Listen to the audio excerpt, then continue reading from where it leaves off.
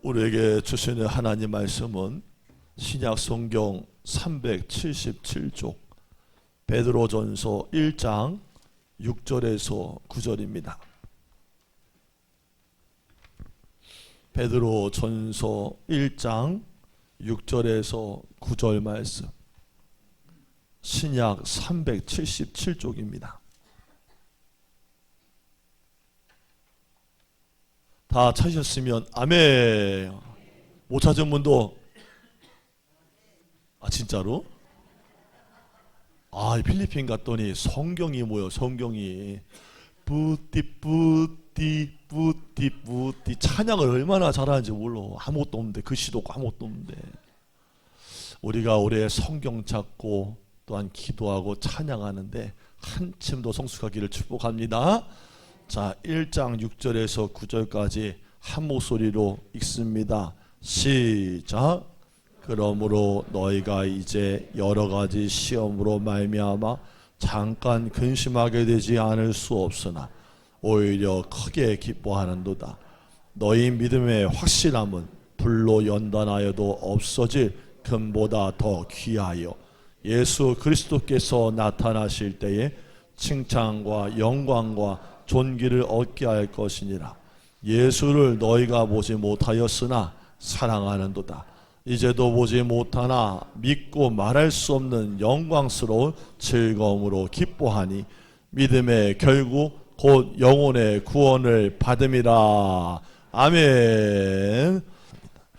자, 말씀도 나눴고 광고도 드렸고 필리핀 후기 영상도 봤습니다.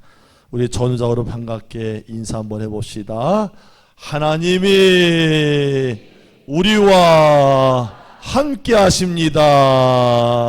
아멘. 집사님 어때요? 1년 2개월 만에 오니까 똑같죠? 목사님 멘트도 똑같고 하나님 우리와 함께 하시는 거예요. 네, 은혜 받기를 바랍니다. 여러분, 예수님을 믿는 신앙을 가졌다는 이유로 박해를 받거나 불이익을 당해본 적 있으세요? 우리나라의 경우도 이제는 예전만 같진 않아서요, 신앙의 자유나 복음의 진리의 선포에 이제는 제재를 받을 날이 올 것만 같아서 참으로 우려스러워요. 이제 담장이 많이 무너진 느낌이 나는 시대예요. 지금 세계 여러 곳곳에서 우리처럼 우려로 끝나지 않고 실제 신앙에 대한 박해가 지금도 일어나고 있습니다. 세계 선교 연간 보고서에 따르면 재작년 같은 경우에 약 5,000명의 기독교인이 신앙 때문에 살해를 당했고요, 약 4,000명이 납치를 당했다 그래요. 그리고 약 15,000개의 교회가 공격을 받거나 화재로 전소되는 일들이 일어났어요. 그리고 강제 폐쇄를 당했다는 거예요. 여러분, 베드로전서는 베드로 사도가 고난당하는 1세기의 그리스도인들에게 보낸 편지예요. 당시 소아시아에 있는 그리스도인들은 여러 가지의 시험으로 큰 어려움에 처해 있었답니다. 그러니까 주변 사람들에게 비방을 받거나 애매하게 욕을 먹기도 했고요, 신앙을 가졌다는 이유로 조롱을 당하기도 했다는 거예요. 더 심한 경우는 매질당하고 재산을 빼앗기고 옥에 갇히고 심지어는 목숨까지도 빼앗겼어요. 그러자 두려움에 질려서 시그먼이 교회를 떠나거나 배교의 유혹에 넘어간 일도 있었다는 거예요. 실제로요. 이런 성도들에게 베드로 사도는 이 편지를 통해서 지금 당하는 시련은 잠깐이다, 주님의 재림이 가까우니 그때까지 참고 견디면 칭찬과 영광과 존귀를 얻게 될 것이다 라고 격려를 하고 있다는 거예요. 그러면 박해와 고난을 당하고 있는 1세기의 그리스도인들에게 베드로 사도가 준 소망의 메시지가 과연 무엇이었을까? 오늘 그것을 나눠보려고 해요. 베드로 사도는 가장 먼저 1세기의 신앙의 핍박 가운데 있는 그리스도인들에게 확인시킨 게 있어요. 바로 그것은 정체성이라는 거예요. 같이 한번 해봐요. 정체성. 여러분, 우리가 누굽니까? 여러분, 그리스도인은 누굽니까? 하나님의 자녀. 예수 그리스도의 피뿌림을 받기 위해 택하심을 받은 자들, 피의 뿌림을 받기 위해 택하심을 받은 특별한 자녀들. 비록 이 땅에서 흩어진 나그네와 순례자와 청지기로 살고 있지만 알고 보면 우리는 세상에 속한 자가 아니라 하나님에 속한 자, 하나님의 것이라는 거예요. 우리가 읽진 않았지만 3절에 이렇게 말하고 있습니다. 3절 함께 읽읍시다. 시작.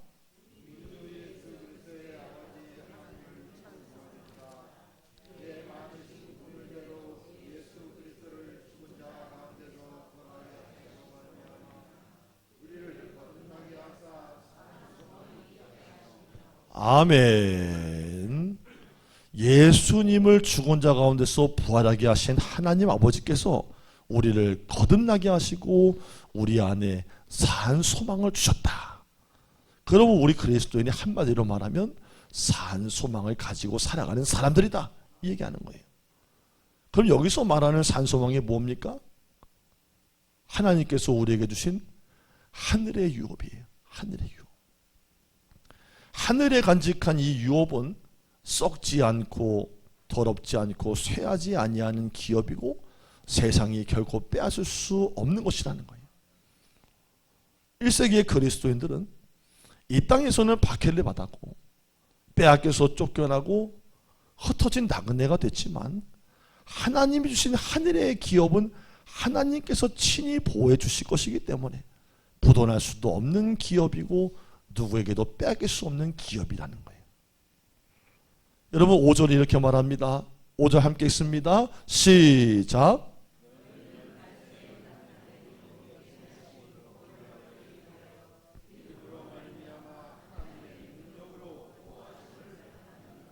아멘. 이게 무슨 말입니까? 마지막 때 우리가 상속을 받을 하늘의 유업은 하나님의 능력으로 보호하심을 받고 있다는 거예요. 특히 여기서 보호하심을 입었나니라고 번역된 헬라어 푸르르메누스라는 것은 이게 문법적으로 보면 수동태 현재 분사라고 주석가들이 말을 해요. 다른 것이 아니라 이례적으로만 보호받는 게 아니라 지금까지도 계속 보호받고 있는 상태로 가고 있다는 거예요. 이게 하나님은 천국을 상속받을 우리를 어쩌다 한 번 정도 도와주시고 보호하는 것이 아니라 우리가 인침받고 구원받은 그 순간부터 하나님의 나라에 갈 때까지 그를 평생 계속해서 보호하고 계시다는 말이에요. 사실 우리의 운명은요, 이미 결정됐어요. 우리는요, 하나님의 사랑과 긍휼, 예수 그리스도의 대속의 피공로로 구원받은 자들입니다. 믿으면 아멘. 구원받은 저와 여러분은 지옥에 가고 싶어도 못 갑니다. 믿으면 아멘. 결코 흔들리지 마세요. 이단이 흔들고 어째도 흔들리지 마세요. 하나님의 택하신 사랑 안에 우리가 있는 거예요. 우리의 이름이 하늘의 생명책에 이미 기록되어 있는 거예요. 여러분, 어느 교회에 신년 부흥성회 중에 강사 목사님이 물었대요. 구원의 확신이 없는 사람 이 자리에서 다 일어나 보세요 했다는 거예요. 목사님도 그 자리에 앉아 계셨던 거예요. 담임 목사님도. 근데 그 질문에 대부분의 교인들이요, 우르르 일어났대요. 물론 물음 가운데 이렇게 저렇게 못 살고 있다는 생각이 들어서 그랬다는 의도도 다분히 있지요. 왜 그런 거 있잖아요. 내가 그만큼 못 사니까 죄책감 들고 그런 마음에 우르르 일어났던 모양이에요. 근데 목사님 봤을 때 그렇게 많은 교인들이 날 줄은 몰랐는데 말 그대로 멘붕이 온 거예요. 자, 그렇다면 우리 자신에게도 한번 물어봅시다. 여러분, 우리가 구원받은 것이 믿음으로입니까? 행위로입니까? 이거 계속 물어보면 계속 짜가지고 아마 우리가 믿음으로입니까? 행위로입니까? 내 목숨보다 하나님을 더 사랑하니까 하나님이 나를 구원하셨나요? 아니면 예수님을 구주로 믿으니까 구원하셨을까요? 뭐 어떡하라는 겁니까? 물론 믿음으로 구원은 받았지만 내 목숨보다 주님을 더 사랑하지를 못하고 전도도 제대로 한번 못하니까 마음에 찔림을 받아서 그 교인들도 그럴 수 있겠지만 그렇다고 해서 하나님이 줬다 뺐다 그런 분은 아니라는 거예요. 그러니까 여러분, 누가 뭐라고 해도 어떤 유명한 부흥강사나 이름난 사람이 와서 설교를 해서 기가 막힌 말을 해도 가슴을 울리는 감동적인 간증을 하더라도 그들의 말을 듣고 헷갈리지 마세요. 성경이 말하는 분명한 진리는 믿음으로 구원받는다는 거예요. 이 말씀 하나 굳게 붙잡고 다시는 흔들리지 않게 되기를 예수 이름으로 축원합니다. 오늘 이 베드로 사도가 1세기의 그리스도인들에게 들려주고 싶은 메시지도 바로 그거였어요. 나는 하늘에 속한 자고 산 소망을 가졌다라는 정체성이 분명하다면 어떠한 고난과 시험과 박해에도 흔들리지 않는 믿음 가진 사람이 될 수 있다는 거예요. 여러분, 지금 우리가 겪고 있는 고난과 힘든 시간을 이길 수 있는 비결은 다른 거 아니에요. 우리의 보호자신 하나님께 우리의 영혼의 탓을 내리고 있는 거예요. 여러분, 바다에 가보세요. 큰 정박한 배들 있잖아요. 그거 왜 안 자빠져요? 왜 바람에 흔들리지 않고 광풍에도 멀쩡히 서 있어요? 탓을 단단히 내렸기 때문이에요. 고정됐기 때문이에요. 능하신 하나님의 손을 신뢰하세요. 어떤 어려움을 만나더라도 겁내지 말고요. 나는 하나님의 보호하심에 있는 산소망이 있는 자녀다. 이 소망으로 넉넉히 되기를 주의로 축복합니다. 같이 합시다. 나는 하나님의 구원받은 자녀입니다. 이것이 바로 1세기 고난당하는 그리스도인들에게 줬던 첫 번째 메시지예요. 자, 두 번째, 베드로 사도가 고난당하는 1세기 그리스도인들에게 확인시킨 것은 고난으로 인한 유익이 있다는 거예요. 자, 6절 같이 한번 읽어봅시다. 6절 시작.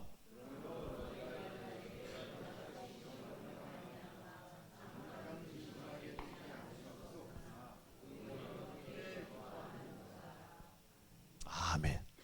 여기서 베드로 사도는 우리가 이 세상을 살다 보면 여러 가지 시험을 만날 수 있다 그래요. 같이 합시다. 살다 보면 여러 가지 시험이 있습니다. 뭐 교회 다니면서 아직까지 그런 거 기대하는 분이 있지 않겠지요? 평탄하고 비단결 같고 아무 문제 없고 행복하고 좋고 그런 분 안 계시지요? 난 그래서 교회 다닌다. 그런 분만 아멘. 아니요. 그 아직 교회를 모르는 거, 신앙을 모르는 거예요. 살다 보면 여러 가지 고난과 시험이 와요. 여러 가지 시험이라는 것은 우리 인생에서 경험하는 온갖 것들을 말하는 거예요. 정말 성도들 만나서요, 얘기 듣다 보면요, 별이 다 있어요. 막 눈물 나다 나중에 짜증도 나고 화도 납니다. 아니, 어떻게 하나님 그럴 수가 있어요? 하나님, 저 사람 어떻게 저렇게 내비두세요? 하나님, 그럴 정도의 시험도 당할 때가 와요. 그러니까 근심이 되는 거고 마음이 눌릴 때도 오는 거예요. 믿다가 갈등돼서 넘어질 때도 오는 거예요. 고난과 시험을 좋아할 사람이 어디 있겠어요? 아무도 없어요. 살아있기 때문에 누구나 근심하는 거예요. 솔직히요, 나한테 안 오고 저 사람한테 갔으면 좋겠어요. 내 심정을 이해하면 하면 하필 나한테 왜? 근데 베드로 사도는 그 근심을 뭐라고 말하냐? 잠깐 근심이라고 말하고 있어요. 잠깐. 같이 한번 해볼까요?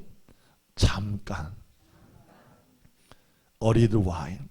얼마 동안은 참고 견뎌야 하겠지만 하나님께서 보호하신다는 것을 믿기 때문에 오히려 나는 크게 기뻐한다. 어제 우연히 미라클 7천에 나오는 인도 푸르메나인가요? 김윤아 선교사님 올해 40이 되셨대요. 여자 선교사님. 인도 현지의 남자분과 결혼해가지고 애들 낳고 선교하시는데 남편분이 작년에 여름에 그 비가 억수로 내려가지고 거기를 치우고 청소하다가 폐렴에 걸려서 돌아가셨어요. 선교사님 남편이. 그분이 그러더라고요. 우리는 한나라의 소망을 가지고 선교하고 이 땅을 살아가지만 하나님, 그를 잃은 슬픔과 그를 추억하는 내 마음, 나의 몫이니 어떡합니까? 고통스럽습니다. 여러분, 선교사님들도 그 현지에서 말 못하는 고난을 다 끌어안고 사는 거예요. 우리도 마찬가지로 삶 속에 다 개인의 고통과 아픔이 있는 근데 그것을 잠깐이라고 하는 거예요. 우리 지금 필리핀 땅에 계시는 허용선 선교사님과 장인선 사모님, 이 두 분도 만나 뵈니까 2년 전하고 또 다르셔요. 벌써 몸도 많이 쇠하고 치아도 다 뽑아야 되고 귀도 안 들리고, 그분들도 고난 중인 거예요. 하나님의 좋은 일을 하지만 고난 중인 거예요. 그러나 잠깐, 우리 성도들 지금 말 못하는 고민과 여러 가지 속 썩는 일들이 있어서 속은 끓지만 그것도 잠깐이에요. 놀랍지 않습니까? 도리어 내가 크게 기뻐한다. 놀랍지 않아요? 여러분, 왜 베드로는 여러 가지의 고난과 시험을 잠깐 근심이라고 말하고 오히려 내가 크게 기뻐한다고 말했겠어요? 우리가 산 소망을 가진다면, 무엇을 가진다면? 산 소망을 가진다면, 그래서 마지막 때에 우리가 상속받을 하늘의 유업에 대해서 확신하고 있다면 지금 당하는 고난과 어려움에 대한 해석이 전혀 달라지기 때문이에요. 여러분 인생은요, 끝이 있어요? 하나님께로 가는 날이 있다는 거예요. 시집간 딸이 있었대요. 시집간 딸들이 친정에 자주 와요? 자주 와요? 자주. 심심한 위로의 말씀을 드립니다. 시집간 딸이 친정에 와서 어머니한테 불평을 했대요. 지도 살다 보니까 힘들겠지. 어머니가 딸을 손을 잡고는 주방으로 데리고 갔더니 3개의 냄비에다가 물을 붓고 가스레인지 위에다 올려놓고 불을 켰대요. 물이 뽀글뽀글 끓으니까 어머니가 첫 번째 냄비에다가 당근을 집어넣더라는 거예요. 뭘 집어넣어요? 그리고 두 번째 냄비에다가는 계란을 집어넣어요. 그리고 마지막 냄비에다가는 커피가루를 집어넣은 거예요. 잠시 후에 이 3개의 그릇을 꺼냈더니 거기에 각각 뜨거운 물에서 끓였던 것을 다 꺼내놨는데 딸은 엄마가 도대체 뭘 하려는지 잘 몰랐어요. 궁금했어요. 그때까지 아무 말이 없던 어머니가 딸에게 이렇게 말하더라는 거예요. 사랑하는 딸아, 이것들은 모두 뜨거운 물이라는 똑같은 장애물을 통과했다. 하지만 이것들이 각각 다르게 반응을 했지. 당근은 들어갈 때 힘있게 멋있게 들어갔지만 뜨거운 물을 만나고서는 말랑말랑해지고 약해졌구나. 계란은 그 자체로는 아주 약하지. 하지만 뜨거운 물 속에 들어가서 그 얇은 껍질이 힘을 다해 속의 액체를 보호하더니 그 안이 단단해졌단다. 커피가루는 아예 그 물 자체를 바꾸어 놓았지. 어머니가 딸을 바라보면서 물었습니다. 살다 보면 누구나 다 고난의 뜨거운 물 속에 들어갈 때가 있어.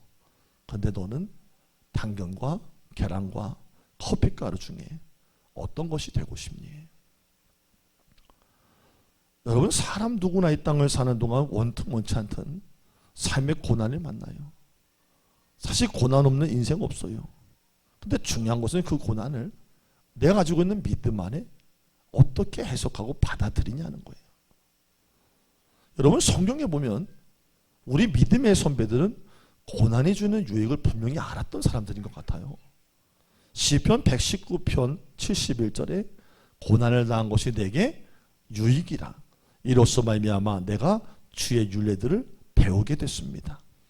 로마서 5장 3절에서 5절에 사도 바울은 우리가 환난 중에도 즐거워하나니 이는 환난의 인내는, 인내는 연단을, 연단은 소망을 이루는 줄을 아미니라. 이게 바울만이 아니에요. 주의 형제 야고보도 이렇게 말합니다. 내 형제들아, 너희가 여러 가지 시험을 당하거든 온전히 기쁘게 여기라. 이는 너희의 믿음의 시련이 인내를 만드는 줄 너희가 알미라. 인내를 이루라. 이는 너희로 온전하고 구비하며 조금도 부족함이 없게 하려 함이니라. 같이 합시다. 연단을 받으면 인내가 생기고, 인내가 생기면 부족하지 않게 됩니다. 여러분, 우리가 잘 아는 욥이라는 인물은 말할 것도 없어요. 그 깊은 고난 속에서 그의 고백이 23장 10절에 나오기를 뭐라 그럽니까? 내가 가는 길을 오직 그가 아신다. 그가 나를 단련하신 후에는 내가 정금같이 나오게 될 것이다 라는 거예요. 고난 없어요? 아니요, 있어요. 앞으로도 있을 거예요. 그러나 고난이 주는 유익을 여러분의 입술에 찬양과 감사로 도리어 바꾸게 되기를 주의 이름으로 축복합니다. 자, 7절 말씀 한번 읽어봅시다. 7절 시작.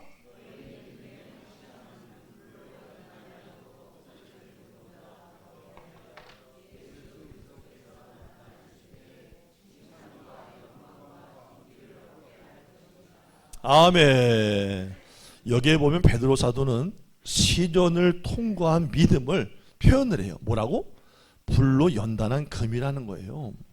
여러분, 연단이라는 말은 그대로 말하면 쇠붙이를 불에 달군 후에 두들겨서 단단하게 한다는 거예요. 그냥 금이 불로 연단을 받듯이 믿음도 시련을 통해서 연단을 받는다는 거예요. 여러분, 순금은 불 속을 통과해서 불순물이 쫙 빠져야 순금이 되는 것이 입증이 되듯이 참된 믿음도요, 시련을 겪고 나와야 참된 믿음인 게 입증된다는 거예요. 여러분, 겉으로 보면 교회 다닐 땐 다 그래요. 다 좋아 보여요. 그래요. 근데 다녀보다 보면은 어려운 일 만나게 돼 있어요. 사람 때문에도 만나고, 물질 때문에 넘어지기도 하고, 회사도 깨지고, 직장도 깨지고, 사업도 다 깨져요. 근데 그런 시련을 지나가면서도 고백이 달라진 사람이 있는가 하면 고백이 아예 없어지는 사람도 있어요. 그러니까 이 시련을 통과해서, 이 고난을 통과해서 나의 불순물이 뭐요? 내 중심적으로 살아보려고 했던 내 의지, 자아중심성, 내 교만, 내 오만, 내 계획, 내 생각, 모든 거 다 빠져버리고 하나님만 온전히 붙들고 사는 순금이 돼야 믿음이 입증이 되듯이, 우리가 하나님 앞에 내모일 것은 세상의 금덩어리가 아니라 우리의 믿음, 하나님만을 의지하는 순전한 믿음, 금보다 더 귀한 믿음인 줄로 믿습니다. 그래서 오늘 표현하기를 7절에 금보다 더 귀하다. 그때 모든 고난과 연단을 이긴 성도들은 주님 앞에 서는 날 칭찬과 영광과 존귀를 얻게 될 것이라고 약속하셨다는 거예요. 여러분, 기독교 저술가이자 변증가인 C.S. 루이스가 어느 날 영국의 옥스포드 대학교 채플에서 강연을 했는데, 강연을 마쳤을 때 한 학생이 다가와서 질문을 했대요. 교수님, 인간을 사랑하는 하나님이 정말 존재한다면 이해할 수 없는 인생의 고통의 문제를 교수님은 어떻게 설명하시겠습니까? 루이스 교수가 성경은 설명을 시도하지 않아, 단지 반문을 제시할 따름이지 라고 대답을 하니까, 도대체 무슨 반문입니까? 라고 묻는 학생에게 이렇게 대답했대요. 그렇지 않아도 교만한 인간인데 고통마저 없다면 인간이 얼마나 더 교만했겠는가. 저는 이 질문 앞에서 넘어졌어요. 그렇구나. 제 짧은 인생에도 걸어왔던 길 속을 가만히 차근차근 살폈더니 그때 그 당했던 일들이요, 그거 없었으면요 저도 아니더라고요. 하나님 뒤에다 놓고 내가 달려갔겠더라고요. 하나님 믿는다는 척은 했지 모르지만 하나님을 주인으로 제대로 모시고 살지 않았겠더라고요. 인간이 그래도 교만한데 고통마저 없다면 인간이 얼마나 더 교만했겠는가. 여러분, 듣고 보면은 100번 1000번 지당한 말씀 아닙니까? 인생의 고난을 만나지 않았더라면 예수님을 받아들일 수 없었을 거예요. 이 자리에 계신 분들 가운데도요, 자기가 너무 강해서요 절대 예수님을 받아들이지 않을 분들 많아요. 근데 그 문제 앞에 고꾸라지고 나서 예수님께 두 손 들고 온 분들이 있는 거예요. 여러분, 삶에 고통이 없었더라면 기도를 배우지 못할 인생이 얼마나 많습니까? 고통으로 신음하고 하얗게 지새우는 그 밤에 사람한테 의지할 수 없고 뭐 하나 붙잡을 게 없어서 지푸라기에 시잡는 심정으로 하나님이라고 부르짖고 기도하다 보니까 기도가 배워지는 거 아니겠어요? 우리 중에도 고난을 당하고서야 예수님을 만나고 병에 걸리고 나서야 기도를 배운 사람들이 참으로 많다는 사실은 도리어 생각해보면, 도리어 되짚어보면 하나님의 은혜입니다. 우리 성도들이 잘못 생각하고 있는 것 중에 하나는, 하나님이 살아계시다면 놀라운 기적이 일어나야 정상이고 상태가 그대로이거나 고난받는 것은 비정상이라고 여기는 거예요. 아니에요. 고난이 비정상이라고 생각하면 큰일이에요. 사실은 고난이 정상이고 하나님의 놀라운 기적은 특별한 경우예요. 그래서 성경은 고난을 피하라고 말하지 않고 고난을 참고 인내하라고 말하고 있는 거예요. 여러분, 겨울은 어떻게 해야 겨울이에요? 겨울 달리면 어떻게 돼요? 추워야 돼요. 겨울은 혹독하게 추워야 유익하고요. 여름은 쪄 죽을 정도로 더워야 유익한 거예요. 여러분, 여름이 너무 춥고요, 겨울이 너무 따뜻하면 그건 비정상 아닙니까? 고난당할 때는 속으로 울어야 돼요. 같이 한번 해봐요. 고난당할 때는 울고 기도해라. 슬플 때는 울어야 돼요. 충분히 울어야 되고요. 고민될 때는 발점을 설치면서 고민해야 돼요. 기도해야 돼요. 진짜 믿음의 사람이 되어가는 과정이 있는 거예요. 설이 없기 때문에 하나님이 허락하는 부분이 분명히 있다는 것을 내가 받아들이는 게 유익이라는 거예요. 그걸 통해서 뭐예요? 통과하면서 아무것도 없는 게 아니라 내 인격이 자라는 거예요. 영적으로 성장하는 거예요. 바로 그래서 두 번째 1세기 그리스도인들에게 줬던 메시지는 너희가 지금 고난 중에 있는 거 안다? 시험을 당해서 핍박 가운데 어려운 거 안다? 그러나 잠깐이니까 그 고난의 유익으로 견뎌내기를 바란다. 자, 마지막 세 번째 메시지입니다. 베드로 사도가 1세기의 그리스도인들에게 확인시킨 세 번째 메시지, 믿음의 목적이 있다는 거예요. 영혼의 구원이라는 거예요. 자, 옆 사람 흔들어 깨우면서 인사합시다. 영혼의 구원입니다. 아멘. 아니, 이 추운데 자는 건 도대체 뭐요? 하긴 뭐 필리핀 갔더니 그 더운데 자는 사람도 있더라고. 할렐루야. 막 차를 가는데 막 그냥 진짜 광야를 지나가는 거예요. 계속 졸린 거예요. 막 선교사님도 운전하다가 자고 나도 자고 다 자는 거예요. 막 그냥 주님만이 핸들을 붙들고 계시고 다 자는 거예요. 뭐 죽이려면 죽이시고 살리시려면 살리시고. 막 선교사님도 얼마나 피곤하신지 운전이 너무 기니까 보통 3시간 2시간이잖아요. 선교사님이 붙잡고서 갑자기 말이 없어져. 갑자기 눈이 멀어져. 근데 갑자기 두 번 긁고 주무시는 거예요. 근데 내가 이장로님 앞에다 보초를 세워놨거든. 자꾸 쓸데없는 질문 던지라고. 근데 하다가 질문할 게 없으니까 같이 졸고 가지 않는 거야. 그러니까 주님만이 핸들을 붙잡고 가시는. 그러니 얼마나 피곤해 그게. 연세도 이제 67세인데 그분도. 그러니 다 죽을 뻔했지만 주님이 살려주셨습니다. 할렐루야. 근데 봐봐, 우리 교인들도 이 추운데 자는 거 봐. 더워도 자고 추워도 자. 할렐루야. 뭐 자는 건 어쩔 수 없어. 주님이 위로하셔야지. 세 번째, 믿음의 목적은 영혼의 구원이에요. 우리가 이 땅에서 고난당하고 때로는 박해를 받으면서 끝까지 견디고 인내하고 신앙을 지켜내는 이유는 믿음의 결국이기 때문이요. 영혼의 구원이요. 여러분, 마지막 날 내가 살다가 호흡이 끊어지는 마지막이 올 거 아니에요. 내 가족들이 관에다가 꽃을 뿌려주고 내 앞에서 기도하고 막 울겠죠? 그죠? 나만 보내려고 그러는 것만 지금 다. 너 나가라 이거예요? 가실 날이 있겠죠? 아, 그날이 얼마나 기다려져요. 육신으로는 이별이라 슬프지만 내 영혼은 하나님을 만나러 가는 거예요. 여기 써 있는데 겁나게 하면 할 거라고? 나는 하나님을 만나러 가게 될 거예요. 믿음의 목적, 교회 다니고 성경 읽고 기도하고 예수 믿고 고난 견디고 신앙이라 핍박받고 어려움 당하고 견디는 것은 우리 하나님을 만나는 구원에 있는 거야. 하나님 나라의 천국을 유업으로 받았기 때문에 가는 거예요. 찬송을 부르면서 가는 거예요. 자, 9절 말씀 읽습니다. 시작. 아멘. 이 짧은 말씀을 여러분들이 빨간색으로 긋고 배우세요.